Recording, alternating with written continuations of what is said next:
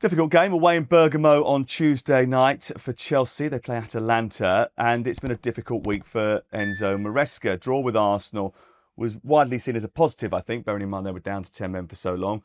But then they turned in a terrible performance at Leeds, then went away to Bournemouth and it was 0-0, which, okay, drawing with Bournemouth is not a disgrace because Bournemouth actually are a very good team, but they're on a terrible run at the moment, and you would expect Chelsea to at least show up and try and get something from that match. Has that week been damaging for Maresca, or does this just show where Chelsea are, Charlie? They're always going to be a little bit up and down. Yeah, I think it just shows where Chelsea are as a group and as a club. Young players trying to make their way in the Premier League, and the performances are up and down. But going to Bournemouth is not an easy place to get a result. And but let's say getting an injury to Delap and is a blow. But no, I think this is Chelsea at the moment in terms of inconsistent. They'll win a few games and they'll drop a couple of points. But I like Maresca. I think he's done a good job there in keeping it together. But when Chelsea are good, they're very good. And Cole Palmer obviously is a huge miss for them, and he's obviously missing again. But going to Italy to get a result against Atalanta, 14th in the Serie A, it gives them an opportunity to win another game in the Champions League and be secure with where they're going. Yeah, Palmer getting back to full fitness and being able to play regularly is going to be a massive thing for Chelsea, especially when they don't seem to have that sort of killer instinct striker, not helped by the fact that Delap is facing another lengthy spell on the sidelines with a shoulder injury. He's had a stuttering start, hasn't he, since he walked through the door at Stamford Bridge, Crook? Yeah, he's not played 90 minutes for Chelsea yet, which obviously is a big problem for him. I know that he's devastated by this latest injury setback, not least because it feels like there was an opportunity for him, if he could stay fit, if he could start scoring goals for Chelsea, to force his way into England's World Cup plans. Obviously, we're looking for an understudy to Harry Kane. Ollie Watkins still not in great form, but it feels like that opportunity is slowly slipping by when it comes to Delap. And again, it leaves Chelsea short, doesn't it? Because it was interesting that João Pedro was left on the bench when Delap was injured. They brought on Mark Guiu instead. I do wonder if they're potentially regretting sending Nicholas Jackson out on loan, because goals from Chelsea strikers, as you've already highlighted in the last few weeks, have been in short supply. And actually, I was with a Chelsea fan yesterday, and he said to me, we may as well have lost to Arsenal and beaten the other two. That point doesn't mean anything now because of what's happened in the subsequent couple of games. But I guess it just underlines that Chelsea aren't quite ready to challenge for the title yet. Yeah, I kind of disagree with that, because I think the game against Arsenal was sort of like a galvanising thing for the supporters as well. It was a brilliant... we were in the stadium. We were lucky enough to be there pitch side. It was fantastic. It was great. I know you didn't like it, but everybody else did. It was like a proper contest, very combative, and Chelsea getting over the line with 10 players, I think, sort of sent a message that, there is something about this team. The problem is that there's usually something about this team in the massive games that they really have to perform in. And then they play Leeds and Bournemouth and they don't have the same spirit and the same energy. And you've got to get that week in, week out if you're going to be top title contenders. I mean, it was interesting, Charlie, you said, I like Maresca, I like what he's trying to do.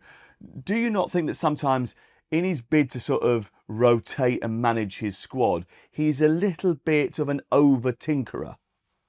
Yeah, I do think. I think he's not been able to. Well, he doesn't keep the same team back-to-back games. He likes to make a lot of changes, and that's something, continuity in a team. When you're a player, you want to play and you want to feel rhythm, and it is difficult when you're chopping and changing a lot. But when you got Palmer at and for me, he's been brilliant for them, and he makes them a different team. But again, I go, let's say you get a brilliant point against Arsenal. Is it a mentality? Leeds, Bournemouth, is that the difference between your Arsenals and your Man Cities and your Liverpools, that the mentality of the team is that we know how to win titles, we know how to win championships, and that'll come with the more experiences that they've had as a group and as a team. But I think if Maresca can try and get a stable team, 13, 14 players, and not deviate away from that too much, then I think it will help the group going forward. Real Madrid take on Manchester City. It's a big glamour tie for Pep Guardiola in Madrid.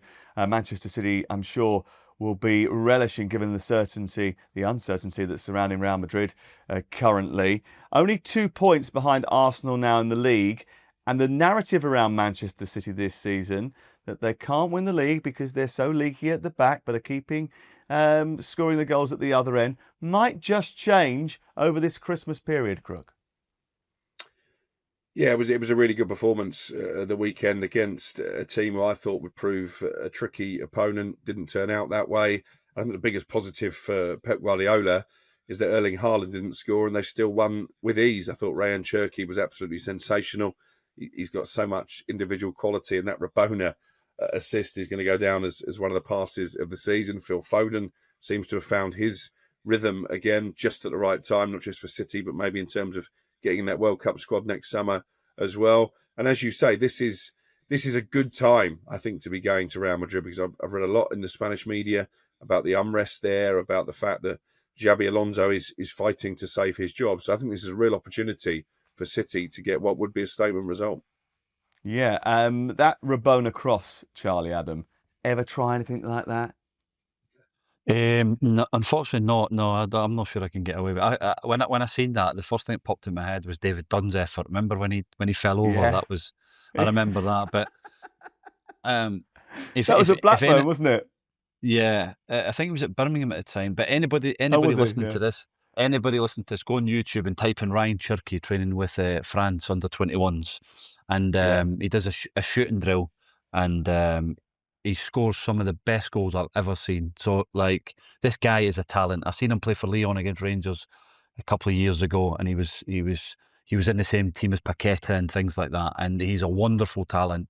But Pep didn't want to give him too much plaudits for his Rabona, but he said, "Listen, this boy's a talent, but he has to do more off the ball, and has to get used to the Premier League and how Man City want to play." But wow, it's incredible, and that's the personality he's got, and you need people that in the team and in your group to make things happen out of nothing. And I just hope he can get a good run in the team now. But he's a special talent, and when you've got somebody like him beside Foden, then this Man City team will start to motor now. And I still think they're the team to beat in the Premier League, and I've said it. You can never rule Man City out. I absolutely agree with you. I think that they are a team that can put a run together in the second half of the season as well. They're used to doing that. They know that. Okay, there's a few personnel changes, and it'll be interesting to see whether the new boys can settle and get into that same mindset. But there's enough there that have been through it before. And I think Pep Guardiola is getting them to that point where they'll be focused. They will tighten up as the season comes towards its end. And I think they'll give it a very, very, very good go of chasing down Arsenal. And with the gap only being 2 points, and the meeting, I think they meet now, don't they, Crook? Tell me if I'm wrong here. I think they meet in the next game after when do they meet? I was going to say after the transfer window, but maybe that's not true. We'll see. Anyway, when they do meet, it's going to be an absolutely huge clash. We mentioned Phil Foden and the fact that he is looking a little bit more like the PFA Player of the Year that we saw the other season. Why do you think that he has grown in stature again and started to come to the fore?